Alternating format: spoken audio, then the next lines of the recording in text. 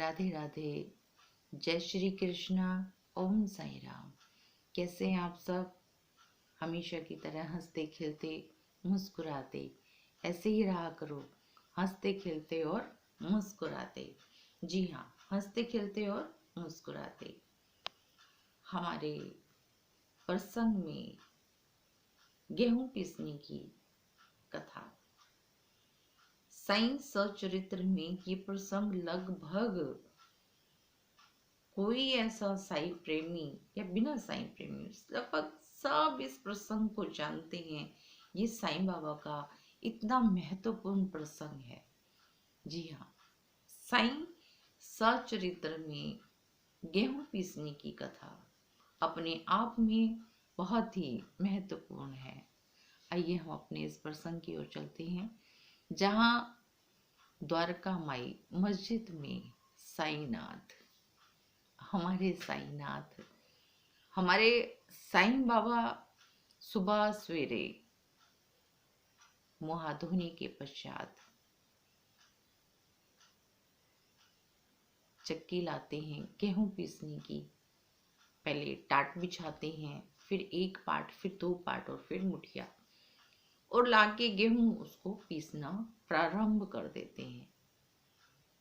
सभी बाबा जी को देख रहे हैं कि बाबा जी कर क्या रहे हैं।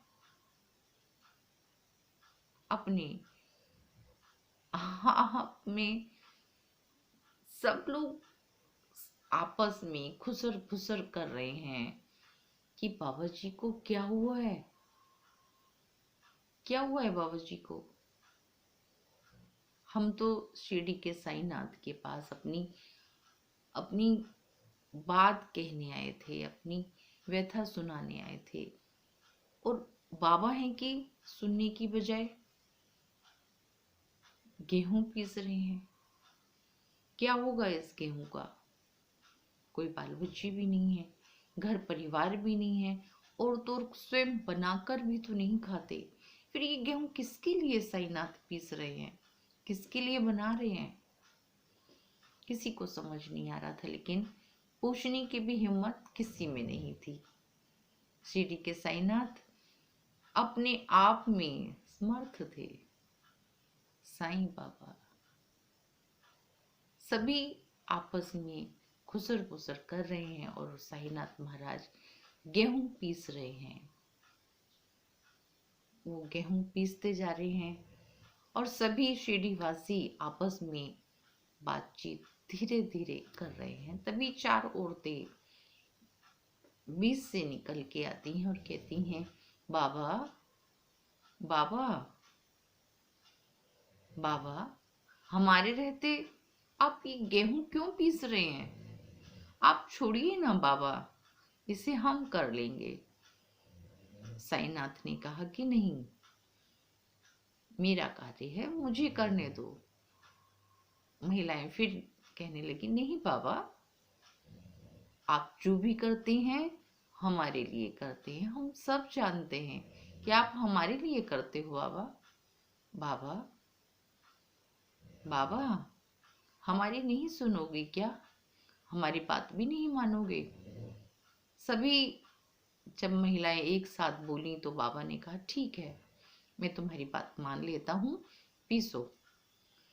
अब महिलाएं मन में आपस में, मतलब चक्की पीसती जा रही हैं, गेहूं पीसती जा रही हैं, गेहूं पीस रहा है और बाबा के भजन चारों औरतें, तीनों चारों गा रही हैं।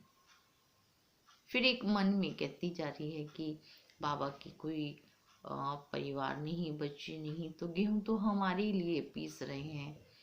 फिर एक ने कहा, अरे मन में सोचने लगी कि बाबा कहाँ खाते हैं अपना बना करके, वो तो भिक्षावृत्ति पे निर्भर हैं, इन्हें गेहूं की आटे की कहाँ आवश्यकता है। ऐसे करते करते और बाबा मन में उन्हें देख देख के मुस्कुरा रहे हैं, बेहद मुस्कुरा रहे हैं, उनकी भावनाओं को समझ रहे हैं, भावनाओं को सुन सुन पा रहे हैं, अच्छे से समझ पा रहे हैं। लास्ट तीनों औरतों ने उस आटे को अपने अपने पल्लू में बांधा और लेकर चल दी। एक हिस्सा छोड़ दिया। बाबा ने कहा, अरे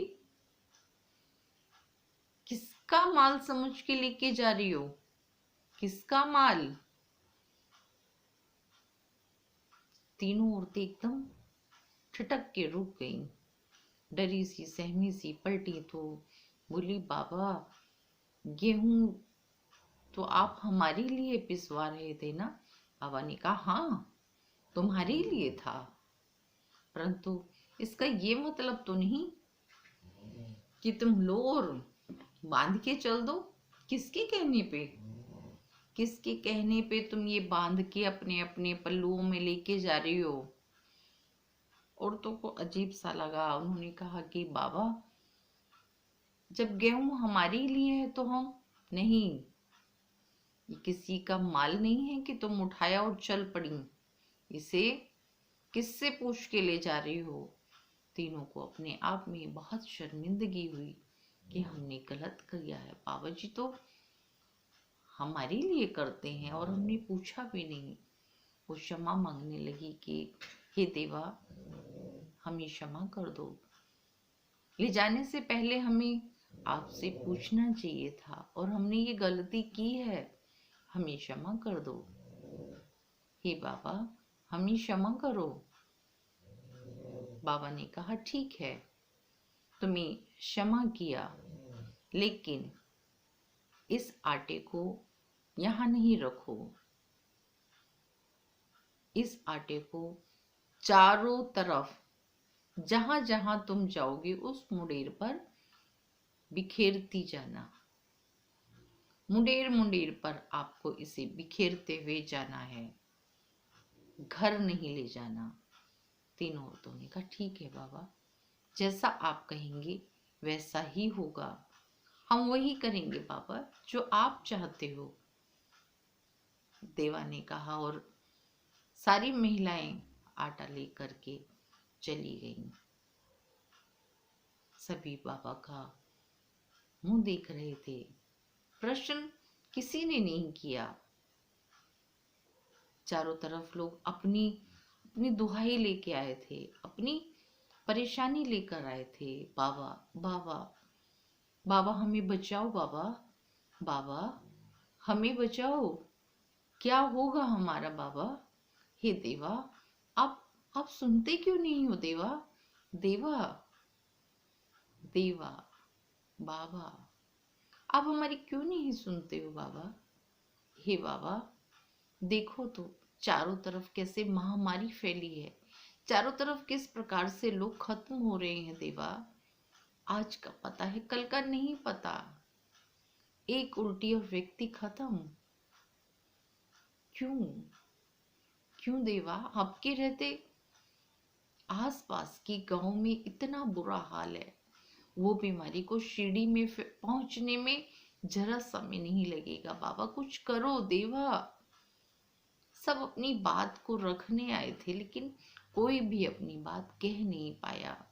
और बाबा ने चक्की पीसकर गेहूं पीसा और महिलाएं लेकर चली गईं। बचे हुए गेहूं को भी बाबा ने कहा कि ऐसे क्या देख रहे हो, ये उठाओ और गांव के मुंडेर पे जाके छिड़को, सब ठीक हो जाएगा, सब ठीक हो जाएगा। सब ने उठाया वो आटा और लेकर के जहां जहां मुंडेर पे फैला सकते थे सभी ने उसे फैला दिया। महाराज आप देखिए ना किस प्रकार से चारों तरफ वो आटा फैल गया। गेहूं पिसा हुआ आटा चारों तरफ फैला दिया रातों रात। सुबह जब लोग उठते थे तो डरते थे कहीं हम में से कोई एक कम ना हो जाए, लेकिन आज जब सब उठे तो एक वातावरण में एक अपना एक सुकून था, एक प्यारा सा सुकून, प्यारा सा माहौल था। इतना खूबसूरत माहौल, इतना खूबसूरत माहौल कि आपस में लोगों को लग रहा था कि आज माहौल में कुछ अलग ही बात है। फिर याद आया, अरे देवा ने कल गेहूं पीसा था और गेहूं पीसने के बाद ही बाबा जी ने वो गेहूं सीढ़ी के चारों तरफ फैला दिया था। सबको वो आटा दिया, जाओ जाके इस आटे को वितरित करो, फैलाओ।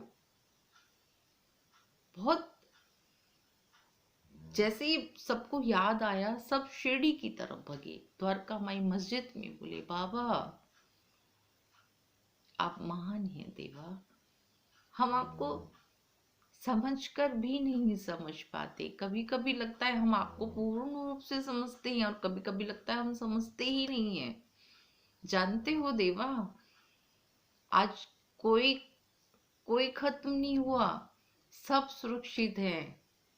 और देवा हम ये भी जानते हैं ये सिर्फ और सिर्फ आपके चलते हुआ है, क्योंकि आपने गेहूं पीसा था ना, उसी गेहूं की वजह से ये महामारी भाग गई, क्योंकि आपने मुंडेर पे गेहूं का आटा रखवाया था।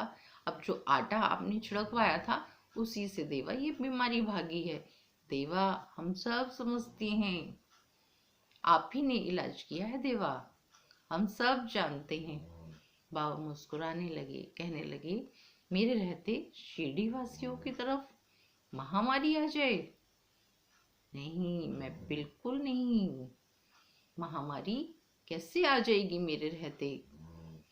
सब बहुत प्रसन्न थे, आज सब बहुत खुश थे। सब अपने आप में बेहद खुश थे कि महामारी साईनाथ ने भगा दी। अच्छा है ना प्रसंग? किसी के विश्वास, किसी के प्रेम, किसी की भक्ति, सब कुछ हमारे इस प्रसंग में है। बाबा पर विश्वास, बाबा से प्रेम, बाबा की भक्ति, हम इन सब शब्दों से निहाल हैं। बाबा हमारे साथ है, हमारे सुनते हैं, और क्यों नहीं सुनेंगे भाई? हमारे सब कुछ हैं, वो पिता है हमारे, हक है हमारा। हम उनसे नहीं कहेंगे तो किससे कहेंगे? बाबा हैं, देवा हैं। जानते हो 16 साल की अवस्था में साईनाथ नीम वृक्ष के नीचे पाए गए थे। 16 साल की अवस्था, और लास्ट 60 वर्ष तक बाबा जी रहे। जब से गेहूं पीसना प्रारंभ किया था, 60 वर्ष, यानी कि अपनी लास्ट तक बाबा ने ये नियम बना लिया था। ये नियम गेहूं पीसने का नहीं था, चक्की पीसने का नहीं था, ये था बाबा जी की तरफ से शिरडी वासियों के लिए, कि मेरे शिरडी वासियों को कभी भी शारीरिक परेशानी ना हो, किसी प्रकार का कोई पाप उनको छू भी ना पाए। वो सब उस गेहूं के रूप में उस सब को पीस डालते थे, उन सब शिरडीवासियों के पापों को खत्म करते थे। गेहूं जैसे जैसे पिसता, शिरडीवासियों के पाप खत्म होते। जैसे जैसे गेहूं पिसता, वैसे वैसे शारीरिक दुविधा उन सब की देवा हर लेते थे। ऐसे थे हमारे देवा। आज भी अगर प्रेम से बोलो, अनंत कोटि ब्रह्मांड नायक राजाधिराज योगीराज प्रभम श्री सदानंद समस्त गुरु साईनाथ महाराज की जय। तो हमारे सारे संकट मिनटों में खत्म कर देते हैं बाबा। ऐसे हैं हमारे साईनाथ। बाबा जी सबकी अच्छी बनाते हैं, अच्छे से सबकी सुनते हैं। जानते हो, जो सबसे ऊपर का भाग भक्ति, नीचे कर्म और बीच में मुठिया ज्ञान का प्रतीक, यानी कि हम अपने लक्ष्य को यदि पूर्ण रूप से पकड़कर एकत्रित होकर उस पे हम ध्यान देते हैं, तो हम जरूर अपने कार्य में सफल होते हैं। इसी के साथ जैसे द्वारकामयी में बाबा जी ने सबकी सबकी बनाई बाबा जी। हर उस व्यक्ति की बात बनाए बाबा जी जो बाबा जी से आस लगाए है। हे देवा, हम सब तो आपके आसरे हैं, हम क्या जाने क्या सही और क्या गलत, बस आपका नाम ले रहे हैं और लेते रहें। ऐसी हमें शक्ति देना कि बस हम भी अंत समय तक साईं राम बोलते रहें। आप सभी के साथ दर्शना शर्मा। ओम साईं राम। राधे राधे। जय श्री कृष्णा। ओम साईं राम। हंसते रहिए, मुस्कुराते रहिए और दर्शना शर्मा को विदा दीजिए। फिर मिलती हूँ अगले प्रसंग में। तब तक के लिए ओम साईं राम।